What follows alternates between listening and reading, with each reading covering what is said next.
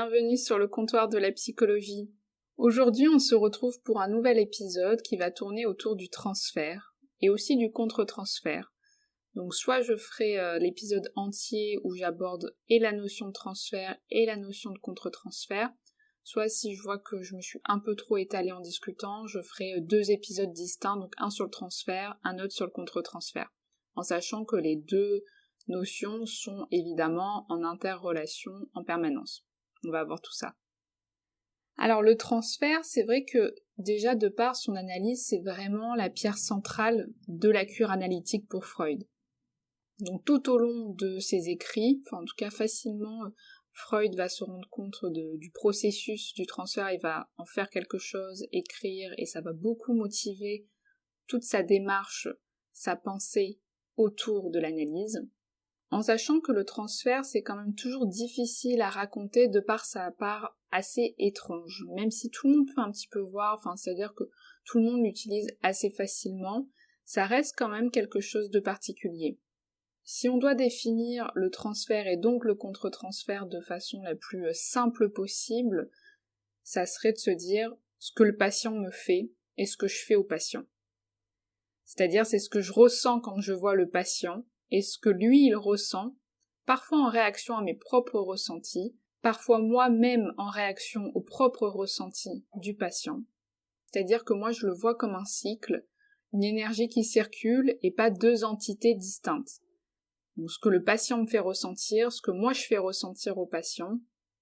Et par exemple, si le patient me fait ressentir beaucoup d'agacement, il va aussi avoir ses ressentis face à moi, mais aussi en réaction face à l'agacement que j'éprouve. Donc, par exemple, si je suis très agacée, il peut lui aussi être assez agacé,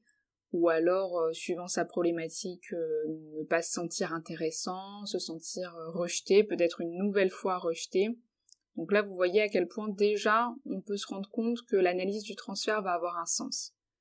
Donc bien entendu, le but du psy, c'est de ne pas être agacé par le patient à lui faire vivre, mais reconnaître cette émotion-là, reconnaître que le patient peut être aussi agacé par le psy en tant que tel, et se demander aussi qu'est-ce qui vient provoquer cet effet-là. Donc en premier lieu, on peut se dire, mince, il faut vraiment retirer ces effets de transfert, ce pauvre patient qui se ressent encore une fois rejeté, alors que toute sa vie en plus on fait que l'abandonner, et le psy est aussi agacé et n'a plus envie de lui donner de rendez-vous, ou alors à l'inverse, le pauvre thérapeute qui doit se le coltiner toutes les semaines, il doit en avoir marre de le recevoir, etc. Donc je caricature, mais ça serait le premier mouvement des fois qu'on pourrait avoir, alors qu'en fait non, justement. La clé du changement et de l'avancée thérapeutique se trouve en grande partie là, dans le transfert. C'est pour ça que les psys, ils sont pas en difficulté quand ils en ont marre d'un patient, ou quand ils, sans faire exprès, ils donnent une mauvaise date de rendez-vous. Ils peuvent être en difficulté personnellement, où c'est vrai que ça peut être agaçant, ça peut être pénible, ou alors des patients où ils nous touchent énormément. Mais c'est-à-dire que ça fait partie du métier du psychologue de pouvoir en faire quelque chose de ces émotions-là, de cet affect-là. En fait, ce qui se passe, c'est que le patient va peut-être rejouer des scènes, des ressentis de la vie courante,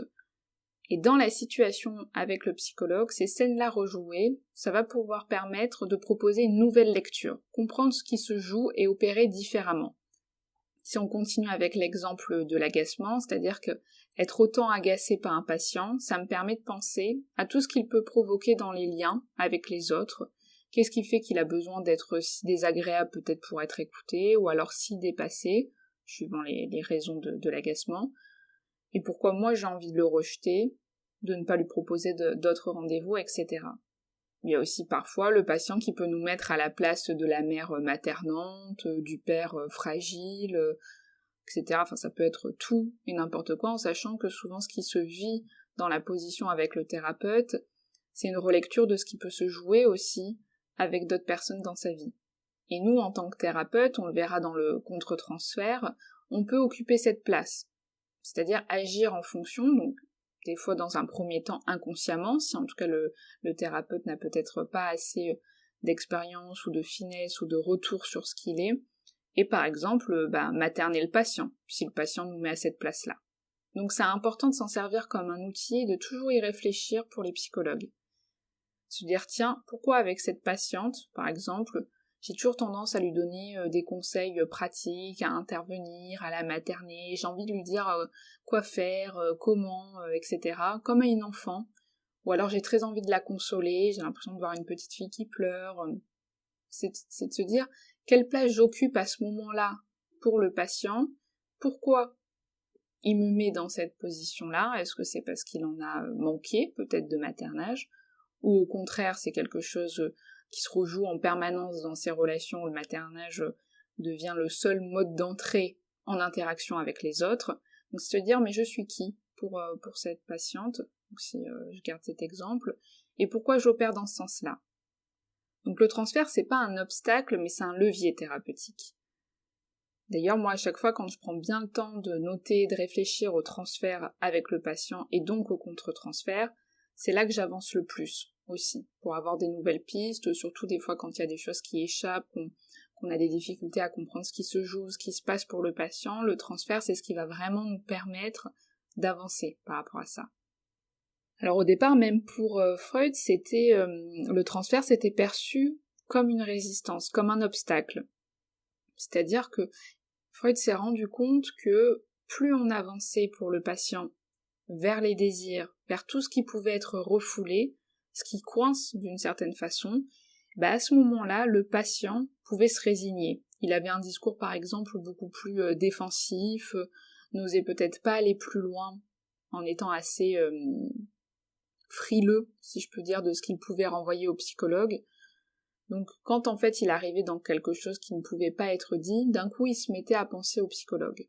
Et plus en fait à ce qu'il était en train de dire. Ça bloquait l'association libre, parce qu'on peut se dire, mince, là je vais dire quelque chose, qu'est-ce que ça va provoquer chez le psychologue de dire ça, d'avoir peut-être peur de ce qu'il pourrait penser de moi, etc. Et alors il y avait d'ailleurs une petite anecdote, c'est Bernard Brusset qui disait que le transfert, en fait, c'était toujours un quiproquo. Et c'est vrai que c'est une façon de penser le transfert qui est intéressante. C'est-à-dire qu'on s'imagine toujours l'analyste, le psychologue, le thérapeute comme ça,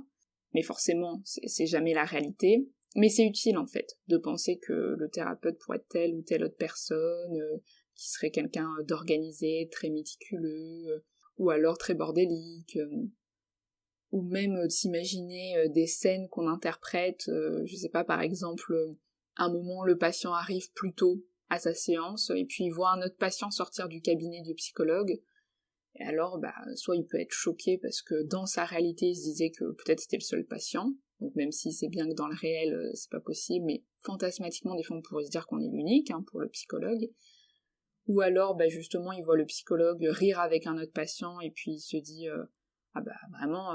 voilà, ils se font la poire avec ce patient alors que moi jamais un rire, c'est que vraiment ça doit être un super patient celui avant moi, il est super drôle alors que moi je dois pas avoir d'humour, ou alors au contraire de voilà, il se retient toujours, enfin c'est intéressant parce que le patient va avoir sa propre vision du psychologue dans le transfert, il s'en fait une idée, c'est-à-dire qu'il peut même se dire oui, le psychologue il est tellement généreux et bienveillant que c'est sûrement quelqu'un qui doit tout le temps donner aux associations, ou alors peut-être que le psychologue a des tocs comme moi, ou comme ma mère, ou alors le psychologue mange super équilibré, peut-être qu'il regarde aussi Stéphane Plaza le soir. Donc ça va être quelque chose où en fait le psychologue aussi va faire partie de l'activité fantasmatique de la personne qui vient faire une thérapie. Et pour le psychologue, c'est important de le penser ça. Donc il n'y a pas beaucoup de patients qui rendent compte de leur transfert, mais ça va quand même se manifester dans les rencontres avec le psychologue. Les Anglais d'ailleurs, ils parlent plutôt de feeling, j'avais lu, alors que c'est vraiment pas ça pour moi. Encore une fois, je trouve que le transfert, c'est quand même quelque chose qui se travaille, qui se pense, ce qui pour moi est assez en contradiction avec la question du feeling,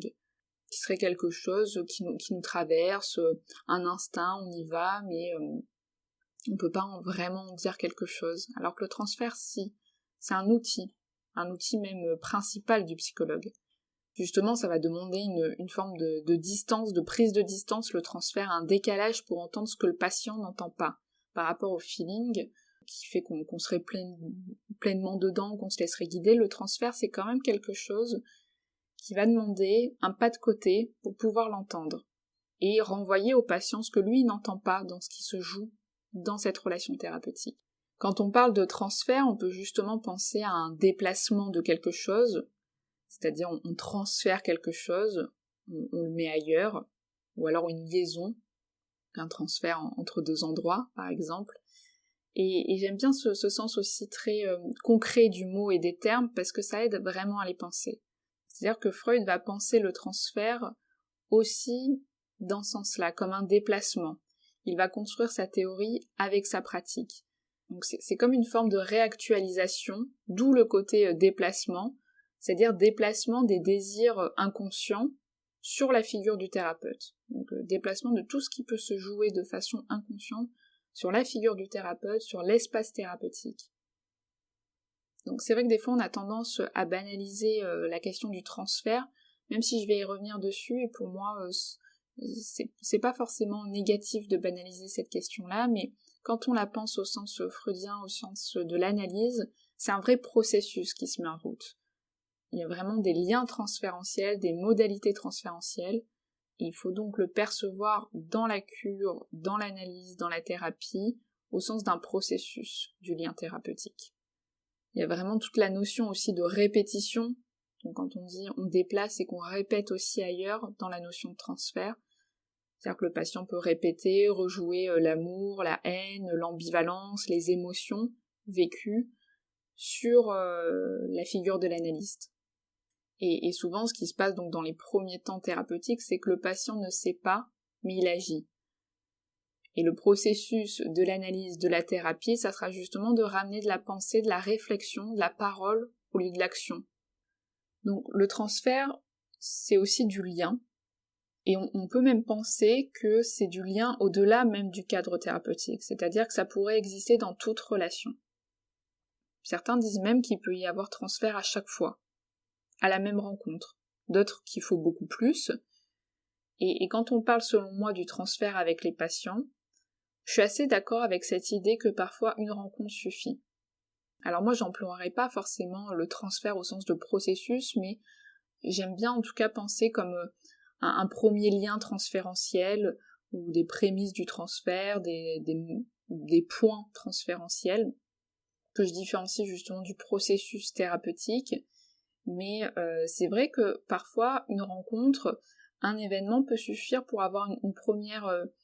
premier achoppement, si je puis dire, du transfert. Et ça peut être du coup dans plusieurs relations, pas forcément avec un psychologue, mais par exemple avec un médecin même. Je pense que vous pouvez peut-être vous imaginer un lien avec un médecin, où on peut même des fois se souvenir des années après de ce que nous a fait ressentir ce professionnel, que ce soit positif ou négatif. Hein. Des fois on a vu un médecin pendant plusieurs mois et quelques années après, on se souvient à peine de sa tronche. Et justement, en fait, le transfert, c'est ce qu'on n'oublie pas. Donc peut-être qu'on se souvient plus de sa tête, et donc c'est peut-être qu'il n'y a pas eu tout le transfert qui a été déployé avec cette personne, donc on pourrait se dire que c'était pas quelqu'un qui nous a fait vivre quoi que ce soit, on a peu de souvenirs de ce médecin qu'on a vu des années. Puis des fois, voilà, une rencontre avec un médecin peut faire que même des années après, on peut se souvenir de ce qu'on nous a dit, ou du lieu, de la date, mais aussi peut-être de la sensation, de l'émotion, le ressenti qu'on garde face à ce médecin, que ça soit quelque chose, encore une fois, qui nous a été bénéfique, ou alors qui a été un moment compliqué. Ça montre que le transfert, c'est un côté très corporel, il y a vraiment un rapport au corps dans le transfert. Et pour le patient, c'est pareil, c'est-à-dire que peut-être qu'il y a des relations thérapeutiques qui ne fonctionnent pas, parce qu'en fait, on se rend compte jamais vraiment, vous voyez, alors que des fois, on peut voir un patient une fois, et hop, le transfert est déjà mis en route. Et puis du coup, certains évoquent donc voilà cette banalisation du transfert au sens où ça pourrait exister dans toute relation, c'est-à-dire que chaque personne peut-être qu'on aime, ou qu'on n'aime pas, qu'on a du mal à apprécier, qu'elle peut par exemple nous mettre mal à l'aise, en fait c'est du transfert. Et en fait peut-être que ceux où il n'y a pas de transfert, en fait on n'est pas en relation avec eux. On se souvient pas d'eux, on ne se rencontre pas. Et donc ce transfert au sens élargi, c'est l'idée qu'à chaque nouvelle rencontre, on projette sur l'autre un ensemble de représentations, d'affect, d'amour, de haine. C'est donc l'idée que une nouvelle connaissance, un nouvel amour, une nouvelle amitié, sans s'en rendre compte, il y a peut-être une part de telle autre personne qu'on a connue dans notre vie, telle sensation qu'on a déjà connue, c'est-à-dire qu'on serait toujours dans une répétition de nos relations avec les nouvelles relations. Ça, c'est un miroir des autres relations qu'on a vécues, on rejoue nos anciennes relations avec les nouvelles, et que ce soit un collègue, un amoureux, ou du coup le psy. Sauf qu'avec le psy, ça va être pensé, ce qui n'est pas du tout le cas dans la vie courante, et heureusement. Donc certains peuvent être assez critiques justement de cette utilisation du transfert à tout bout de champ, ce que je comprends, mais encore une fois, je pense que ça dépend de la définition qu'on lui attribue. Si on parle du processus, du déplacement de l'outil thérapeutique, en effet, on ne peut pas parler de transfert à chaque fois qu'on a ressenti quelque chose pour quelqu'un, ou qu'on a bien accroché avec un psy. Mais si on pense aux prémices du transfert, à des liens transférentiels, peut-être qu'en effet ça peut être élargi,